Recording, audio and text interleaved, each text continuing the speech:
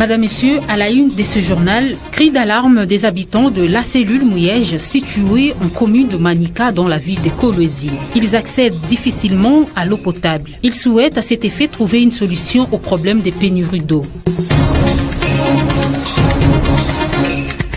Et puis, les cimetières de Kolwezi ont connu un afflux remarquable. Les gens ont entretenu de tombes à l'occasion de la journée des morts célébrée le 1er août de chaque année. Ainsi va le sommaire, place aux détails.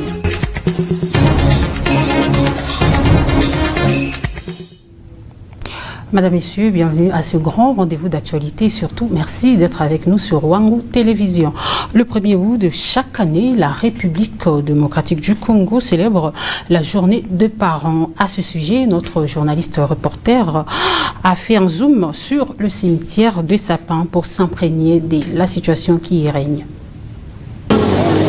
À l'entrée du cimetière des sapins, c'est une marée humaine qui s'observe, chacun avec un outil pour l'entretien des tombes. Un acte qui exprime la reconnaissance à l'égard des morts. C'est une journée internationale que nous commémorons pour nos parents, nos frères, nos enfants qui nous ont précédés. En même temps, c'est la journée des morts. Alors à chaque fois, comme c'est une seule fois par année, nous sommes obligés de venir arranger quand même les tombes et tout ça. Bon, parfois vous trouvez, il y a des anomalies, vous devez arranger. Face à cette situation, certaines personnes déplorent l'état dans lequel se trouve le cimetière des sapins, malgré les multiples taxes exigées avant l'inhumation. Voilà, nous déplorons la gestion de la mairie compte tenu de cimetière. Nous trouvons qu'il y a beaucoup de saleté. On n'arrange pas. Tant que pour venir enterrer quelqu'un, nous payons l'argent. Et l'argent que nous payons, on se demande beaucoup. Cet argent part où? Parce qu'il y a le gens ici qui ne voient même pas leurs frères. Là où ils avaient enterré, ils sont en train de chercher. Jusque-là, ils ne se retrouvent pas. Depuis le matin, ils sont arrivés ici à 6 h du matin. Ils cherchent leurs frères, ils ne se retrouvent pas. Si pour certaines religions, la présence de l'encens au cimetière, c'est l'idolâtrie, d'autres voient les choses autrement. Moi, je n'adhère pas à cela. Parce que moi, j'ai le souci. Si je suis là, c'est à cause de mes deux parents. Comme ils sont déjà partis, comment est-ce que je peux les oublier? Et je suis sur la ville, je ne peux pas les oublier. Moi qui vous parle, j'ai pris. Moi qui vous parle, je n'ai pas quelque chose de caché dans ma maison. Mais je viens seulement, comme toute la journée, je viens, j'arrange là où ils sont. Et ça n'a rien à voir. Et ce que nous demandons aux gens, qu'ils croient que si vous allez là-bas, il y a ça, il y a ça. Peut-être ce sont eux qui sont dans les fétiches. La journée des parents est célébrée chaque 1er août de l'année, une façon de rendre hommage aux parents vivants et ceux déjà décédés. Concernant la journée du 1er août dédiée aux parents, le ministre provincial de l'Intérieur, dans sa casquette de parent des jeunes, a demandé aux jeunes de respecter les parents, quel que soit leur niveau d'études. La première des choses, c'est que même la Bible nous recommande de respecter les parents, qu'ils soient vivants ou morts. Et moi, dans ma philosophie, je me dis toujours que la bénédiction commence par les parents que nous voyons. Lorsqu'on les respecte, lorsqu'on fait ce qu'ils nous demandent, on est béni, on est choyé et on est protégé. Mais chaque fois, et aujourd'hui je profite de votre caméra, je suis passé à côté du cimetière Sapin. S'il y avait moins de voitures, c'était 100 voitures. Donc je crois que les gens sont conscients qu'il faut commencer par rendre propre là où nous avons déposé nos parents, là où reposent nos parents, là où ils ont besoin de paix. Je suis de l'église catholique où je sais que lorsque quelqu'un meurt, c'est le physique qui disparaît, mais l'esprit est là. Et cet esprit nous permet de remonter jusqu'au Très-Haut, jusque chez le bon Dieu, pour avoir des bénédictions. C'est pourquoi je vous rappelle, vous jeunes, qu'il faut écouter les parents. Peu importe le physique de votre parent, peu importe la richesse de votre parent, qu'il soit pauvre ou riche, mais ce qu'il vous dit, c'est par rapport à son expérience et c'est très important. Toujours au sujet du 1er août, cette journée qui commémore le parent à travers la République démocratique du Congo avec comme but de se souvenir de leur sacrifice consenti à Kolwezi. Le constat fait dans un hospice visité par notre rédaction reste à désirer. Contrairement à d'autres régions du monde, la République démocratique du Congo ne célèbre pas la fête des mères ou des pères. Les familles fêtent autour d'un repas. Papa, maman accompagnés de leurs enfants. À l'hospice des vieillards de Kolwezi, tel n'est pas le cas. Chacun mange dans son coin d'un air triste. Pas de visite de la part de leur progéniture. Nous ne voyons aucune visite de nos membres de famille. Ils nous ont déjà abandonnés. À l'occasion de cette journée, un appel à la conscience est lancé à tous les enfants qui auraient abandonné leurs parents à leur triste sort, tout en oubliant les sacrifices de ces derniers. Nous demanderons juste aux papas ou mamans qui ont des vieillards ou bien des grands-mères ou grands-pères à la maison de ne plus se chamailler, de garder juste la personne là. Il est probable de garder la personne qui vous est chère. Il a été votre oncle, il a été votre papa, il a été votre maman. De les garder en bonne et due forme. Ne laissez pas déambuler à la cité ou bien en ville pour aller chercher à manger. Non, là, en tout cas, je serai contre sur ce sujet-là. Toujours en cette journée, plusieurs personnes se souviennent des parents décédés et ont pris l'habitude d'entretenir des cimetières en ces jours du 1er août. Madame, Monsieur, l'actualité, c'est aussi les habitants de la cellule Mouyège, se trouvant en commune de Manika, dans la ville de Kolwezi, qui ont lancé un cri d'alarme aux autorités compétentes ce samedi 1er août 2020. Ils souhaitent trouver une solution au problème de pénurie d'eau. On se croirait dans une usine de fabrication de bidons jaunes. Pourtant, c'est devant une fontaine. La cellule Mouyège est confrontée depuis sa création à un déficit structurel de la production d'eau par rapport aux besoins de sa population. Sur plus de 1500 ménages, on peut apercevoir qu'une seule source d'approvisionnement en eau potable. Une donation signée la commune de Manika. Préoccupés par cette situation, les habitants de ce coin s'expriment. Elle dit que les autorités nous aident en nous érigeant une autre fontaine. Et cela nous éviterait des problèmes et de querelles. Je suis là depuis 6 heures du matin jusqu'à 11 heures. Je n'ai rien fait comme travail de ménage. Mais j'attends toujours mon tour.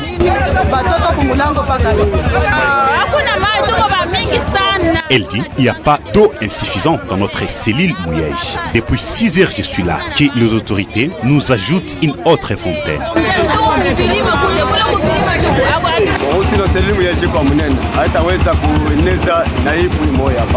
La cellule Mouyège, elle est vraiment vaste. Elle compte en son sein 4 blocs. Mais nous avons qu'un seul puits d'approvisionnement. C'est que nous pouvons demander aux autorités qu'elles nous viennent en aide en nous ajoutant une autre fontaine dans les 3 blocs qui restent. La carence d'eau dans cette partie de la ville de Kolwezi débouche aux innombrables maladies, surtout celles d'origine hydrique. Signalons par ailleurs que les habitants de ce coin, n'ayant plus de choix entre l'eau potable et celle contaminée par des microbes, elles s'adonnent à celle disponible. Et puis, dans le souci de se rendre compte de l'évolution de travaux à la sous-station de Samukinda et au poste de répartiteur du Lualaba, le ministre provincial de l'énergie, Patrick Thierry-André Kakwata, y a effectué une visite de travail. Il était accompagné du vice-président de la FEC en charge de l'énergie, Eric Monga. Raphaël Oblandi. Le ministre provincial de l'énergie, Patrick Thierry-André Kakwata, accompagné du vice-président national de la FEC en charge de l'énergie, Eric Monga, a effectué une visite d'inspection à la sous-station de Samukinda et au poste de répartiteur de Lualaba. Le patron de l'énergie en province a commencé sa visite par la sous-station de Samukinda. Sur place, il a reçu des explications plus détaillées sur le fonctionnement de la dite station dont les travaux sont déjà finis. Ils sont déjà prêts, le courant est déjà arrivé, ils sont déjà là. Et ils ont déjà même réduit jusqu'à 10 kVA pour donner aux alentours et éclairer le village Samukenda et 30 kV pour renvoyer vers la ville de Kolwezi. La ligne est là et tout est prêt, le courant est déjà même arrivé. Juste après cette sous-station, la délégation s'est rendue au poste de répartiteur de Lualaba, poste ayant une capacité installée qui s'élève à 600 MW. Le ministre provincial de l'énergie s'est imprégné de l'évolution des travaux, raison même de sa visite. Depuis un certain temps, toute la population se plaint en desserte en énergie électrique, que Kolwezi ou le Lualaba manque de l'électricité. Alors il fallait que je puisse ce jour passer, contrôler et voir à quel niveau l'état d'avancement des travaux, parce que le gouvernement provincial ne dort pas. Jour et nuit, cette situation de desserte en énergie électrique est un cheval de bataille et jour et nuit, nous nous inquiétons pour arriver à satisfaire la population et satisfaire les opérateurs économiques. Ces répartiteurs et cette sous-station ne vont pas concerner seulement les opérateurs économiques. La population lualabaise en bénéficiera aussi, rassure Patrick Thierry André Kakwata. Si nous sommes là, en premier lieu, c'est d'abord la population. On ne s'en sert à rien de satisfaire rien que l'opérateur économique et laisser la population dans le noir. Il faudrait que la population puisse aussi bénéficier. Parce que quand une entreprise s'installe, c'est que dans un premier temps, il faudrait que la population environnante puisse sentir qu'il y a une entreprise qui s'est installée et pour cela, il faudrait qu'il y ait des bénéfices et des retombées. Alors, de ces répartiteurs, la population doit sentir des retombées et la population sera servie en électricité sous peu. Faites confiance au gouverneur, faites confiance à son gouvernement parce qu'il a défendu un projet à l'Assemblée provinciale et dans le plan quinquennal, le projet de desserte en électricité, il faisait partie. Et nous sommes là-dessus. Si vous me voyez, c'est parce que nous sommes dans sa vision. Sur le 600 MW de ces postes de répartiteurs de Lualaba, il reste encore plus de 500 MW qui pourront alimenter le nouveau client en haute tension moyenne, tout comme ceux en basse tension de 220 volts et 320 volts. La province du Lualaba reste dans sa campagne zéro ménage dans le noir. Et avant la reprise des activités scolaires et académiques, le gouvernement provincial du Lualaba a procédé le vendredi 31 juillet 2020 au lancement de la désinfection des établissements scolaires et académiques. C'est le ministre provincial de l'Environnement qui a lancé cette opération. Le go venait d'être lancé par le ministre provincial de l'Environnement Alain Kantinga qui commence par désinfecter la première salle avant de passer le pulvérisateur aux professionnels de la désinfection. Action qui intervient à quelques jours de la reprise de cours telle que prévue par le ministre national de l'IPSP et celui de l'ESU. C'est par le complexe Ewabora que cette opération a été lancée sur toute l'étendue de la province du Lualaba. Le choix porté à ces complexes n'est pas hasardeux. Malgré qu'on a fermé, c'est une institution qui a continué d'être fréquentée par des compatriotes.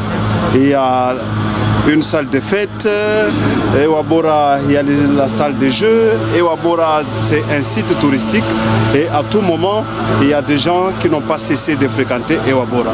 Et d'office, comprenait qu'il fallait commencer par Ewabora parce qu'il y a beaucoup de chances que cette institution soit infectée. Raison pour laquelle nous nous sommes dit, on commence d'abord par Ewabora qui, malgré la fermeture, il y a eu toujours des fréquentations des citoyens. C'est plus de 500 établissements qui sont déjà répertoriés pour être désinfectés, ceux présents dans la ville de Kolwezi, mais aussi ceux de l'intérieur. Selon l'entrepreneur en charge de la désinfection, le produit utilisé, le Subset, pourra épargner les élèves et étudiants, tout comme leurs enseignants, pendant une durée moyenne d'au moins 1 mois. À la différence du chlore souvent utilisé, le gouvernement provincial poursuit sa lutte contre la propagation de la Covid-19. Les actions restent palpables.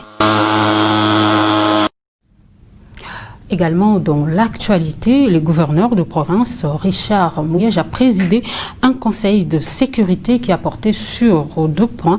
Il s'agit de l'évaluation des enquêtes sur les événements du 18 et 19 juillet 2020 au quartier latin et la lutte contre la pandémie à coronavirus. On écoute les comptes rendus avec le ministre de l'Intérieur, Deoda Kapenda Wakapenda. Chers compatriotes, le Conseil de sécurité de ce jour, présidé par son Excellence Monsieur le gouverneur de province, a porté sur 2 points, à savoir l'évaluation des enquêtes sur les événements du 18 au 19 juillet 2020 au quartier latin et la lutte contre la pandémie à coronavirus. Concernant le premier point, l'évaluation des enquêtes sur les événements du 18 au 19 juillet 2020 au quartier latin. À ce jour, plusieurs bandits qui ont opéré cette nuit-là sont déjà aux arrêts. Toutefois, la traque continue pour mettre la main sur le chef des bandes, le nommé Kabengele alias Kabens, et quelques-uns de ses disciples encore en cavale. Le Conseil de sécurité a été autorisé par son Excellence Monsieur le Gouverneur à publier la photo de chaque criminel sur toutes les chaînes de la télévision que nous avons au Lualaba et au Haut-Katanga pour faciliter cette opération. Une prime sera réservée à tout celui qui nous aidera à mettre la main sur cette bande de criminels. Concernant la lutte contre la pandémie à Covid-19, on a constaté un relâchement presque généralisé dans le respect des gestes barrières, notamment le port des masques. L'autorité rappelle que le port des masques est obligatoire et surtout dans les lieux publics. Les attroupements, surtout dans les lieux funéraires comme les morgues et cimetières, sont interdits. La police a été instruite de sanctionner tout contrevenant. Ainsi va ce journal. Madame, Messieurs, merci à vous de l'avoir suivi. L'actualité se poursuit toutefois sur le www.wangou.info.